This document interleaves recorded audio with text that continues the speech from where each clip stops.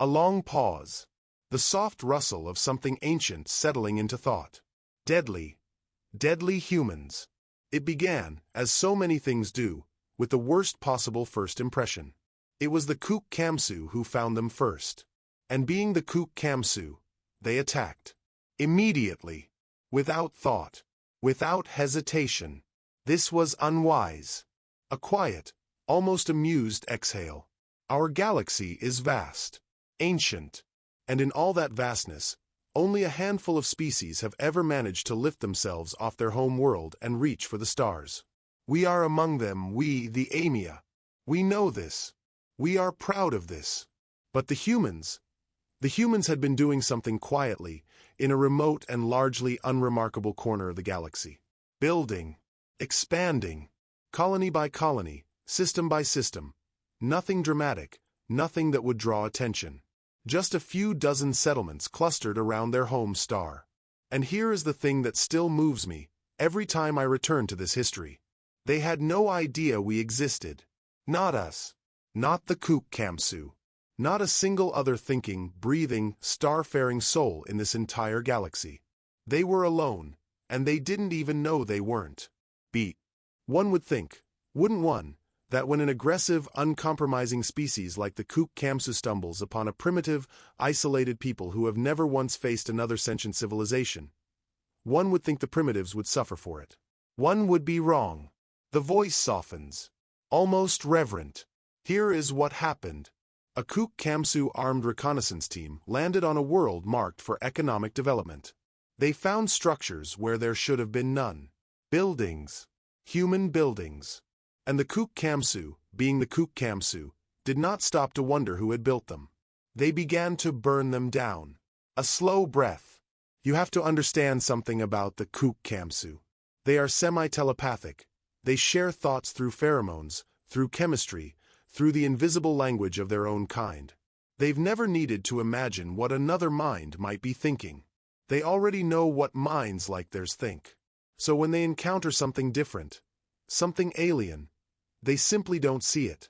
Theory of mind is not their gift. They didn't recognize the humans as people. And so the team leader moved from building to building, his arm-mounted flamer reducing each one to ash. He was methodical, almost casual about it. The unidentified creatures, the humans, ran screaming from the flames, and he barely glanced at them. Pause. Then he spotted a vehicle fleeing the settlement. He crippled it with a laser shot. Walked up to finish the job. And inside the wreckage, sheltered by the broken frame of the vehicle, he found them. A man. A woman. 2 children. A family. The voice drops. His recordings show that he paused. Just for a moment, perhaps some flicker of awareness passed through him, some ancient instinct that said wait. He was the team leader, after all. Slightly less obtuse than the rest. But only for a moment. He raised his flamer. Long silence. He no longer had a flamer. He no longer had the arm it was attached to. He let out a keening screech, the sound of a creature who has never, not once in its life, been genuinely hurt, and stumbled backward from the wreck. And there, standing between him and the family, calm as stone, holding a kinetic pistol in one hand and a sword in the other, was a human. A single human in an armored suit, who had crept beneath a 5-meter apex predator and removed its limb before it knew he was there. A breath of quiet awe. The commander still had a laser on his other arm. He brought it up, aimed, fired. The human stepped aside. Not away from danger. Aside. He had watched the weapon rise, calculated where the shot would land, and simply moved. In the time it took to aim and pull a trigger. That is how fast human reaction times are. The commander kept firing. It didn't matter. The last thing his helmet camera recorded was a blur of movement passing beneath him, and then, quiet. He was the first casualty of the human Kamsu conflict. The voice gathers itself, like a teacher leaning forward. Now, who was this human? Why was he there? And here is where the story becomes something more than remarkable. Because that human was there for exactly the same reason as the Kook Kamsu. He was a scout, an advance agent, sent ahead to prepare for an invasion. Not of the Kook Kamsu. He didn't even know the Kook Kamsu existed. He was there because humanity, you see, is not a single unified people. Different human factions were fighting each other. The colony on that planet belonged to one group. This scout and his 4 companions had been sent by a rival group to take it. That was why they were there. And yet, when the Kook Kamsu began to burn it down, Voice Titans, they stopped them. 5 scouts, equipped with what humans consider light weapons, stealth armor, a pistol, and a sword with a monofilament edge that could cut through almost anything in absolute silence. 5 of them cut through most of a 20-being Kook Kamsu recon team before the Kamsu even realized anything was wrong. 3 made it back to their ship. 3 out of 20. And they fled. Long pause. Reflective. I know what you're thinking. I thought it too, the first time I studied this. Intraspecies violence. Humans killing humans. Organized, scaled, cultural violence. What they call war. No other species in the known galaxy has anything like it. When conflict arises among most peoples, we posture. We display. We negotiate. We find ways to assess who is stronger without anyone actually getting hurt. Because what would be the point of being injured when you could simply measure? But humans evolved differently. The voice becomes almost tender with horror. Most complex societies grew from herd animals. Prey animals. Creatures near the bottom of the food chain who survived by hiding, by flocking, by running. We Amia grew in the high canopy, hunted by Gia hawks. We learned to hide, to be still, to shelter in numbers. The Kook Kamsu fled Mazu snakes. Every species in this galaxy has a predator that haunts its oldest nightmares. Beat.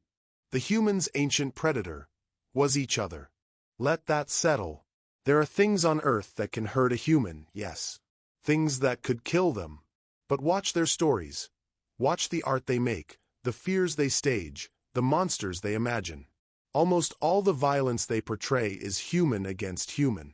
The nightmare they have carried through 100,000 years of evolution is not the beast in the dark. It is the person across the fire.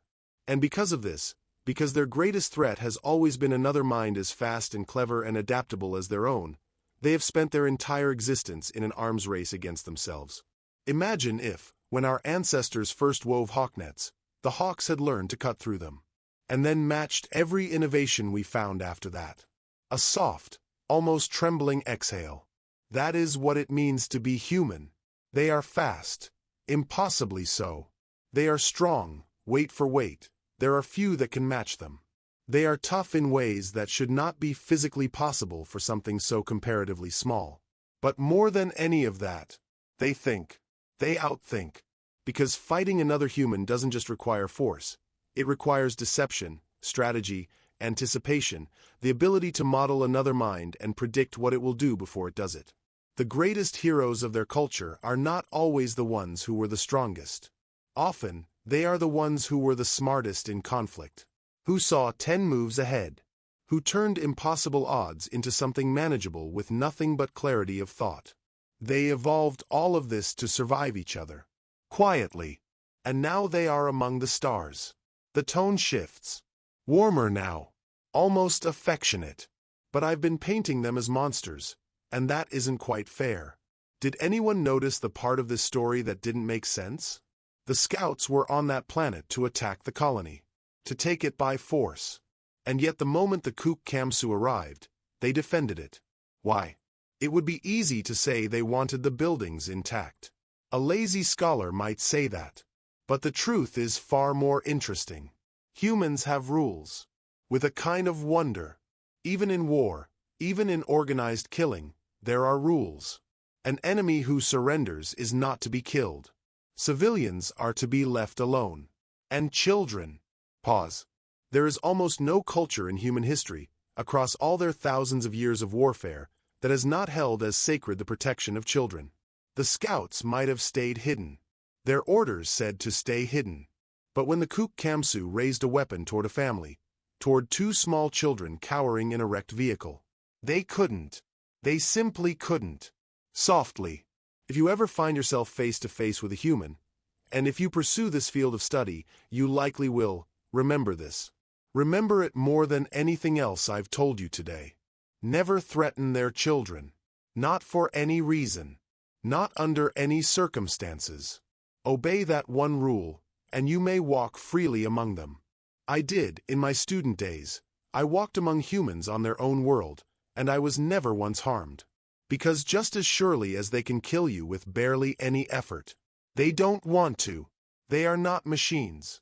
They are not pure violence wearing a face. They are something far stranger and far more moving than that. They are a species that evolved for war. And somehow, out of all that blood and history and survival, also grew music and philosophy and mercy. They laugh. They grieve. They protect strangers' children, even when those strangers are their enemies. Quiet warmth. They are the most dangerous thing in this galaxy. And also, perhaps, the most remarkable. A rustle. A long, amused pause. Now, if someone would kindly open that door. Pandemonium. Laughter. Oh, you should have seen your faces. You were halfway under the tables before it even finished opening. Gently. Perhaps next time you'll think twice before sneaking around with plastic hawkwings. I know who you are. I've always known who you are. The warmth fades into something quieter. Sincere. The lesson ends here. But carry this with you. Never pick a fight with humans. And if you find yourself unable to avoid one, if the situation has become truly, irreversibly dire, a dry pause. Get other humans to do the fighting for you. It's what they were made for, after all. A silence. Longer than usual. The kind that means the speaker has been thinking about this for a very long time. I want to tell you something that my own teacher told me, when I was not much older than the youngest of you sitting here now. She said, and I remember the exact quality of her voice when she said it, that particular stillness she had. She said, the most dangerous thing about humans is not what they do to their enemies. It is what they do for their friends. I didn't understand it then. A soft exhale. I think about it almost every day now. The voice settles in. Comfortable. Like the beginning of a longer journey.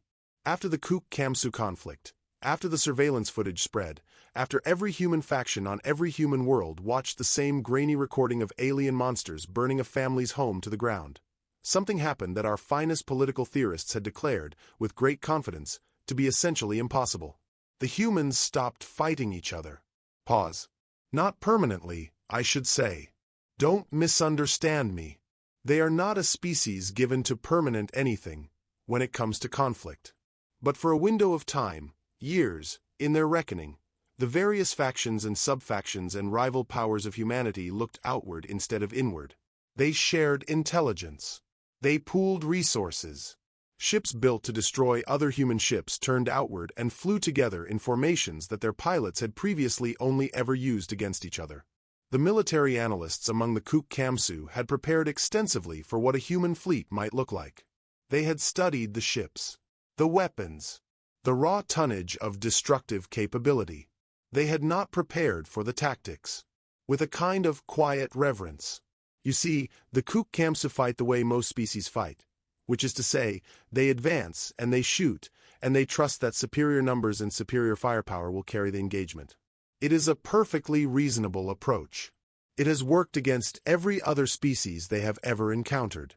But human fleets had spent generations fighting other human fleets. Every trick, every feint, every complex layered maneuver they had developed across centuries of war, they had developed it against opponents who were trying equally hard to outthink them. Kook Kamsu's strategy, to a human fleet commander, must have looked almost generous.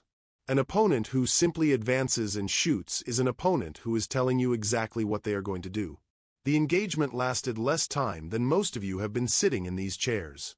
A dry pause. Afterwards, the Kook Kamsu did something that, I must confess, elevated them slightly in my estimation. They asked why. Not how. Not how did you defeat us. Not how do your weapons function.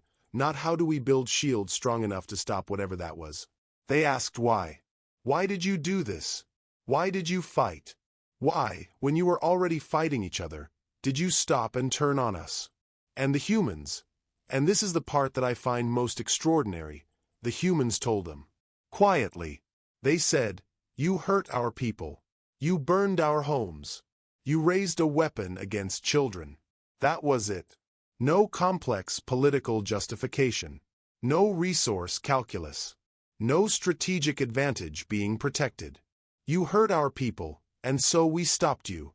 The Kook Kamsu, with their pheromone-shared consciousness and their ancient hive logic, genuinely could not parse this at first. Hurt which people? The colony you were about to attack yourselves? The faction you were at war with? The strangers whose homes you had never visited and whose names you did not know? Yes, the humans said. All of them. A long silence.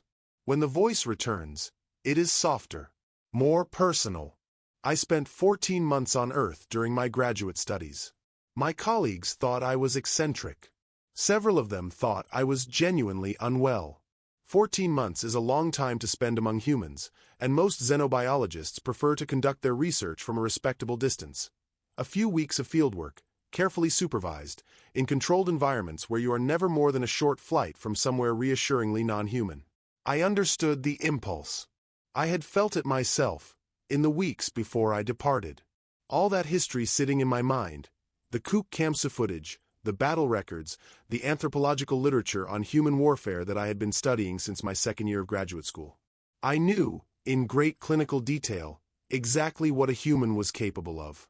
A pause, almost amused at the memory of that younger self. What I was not prepared for was the rest of it. Gently. I arrived during what humans call winter, in a region of their world that takes winter quite seriously. Everything was the color of iron and pale wood.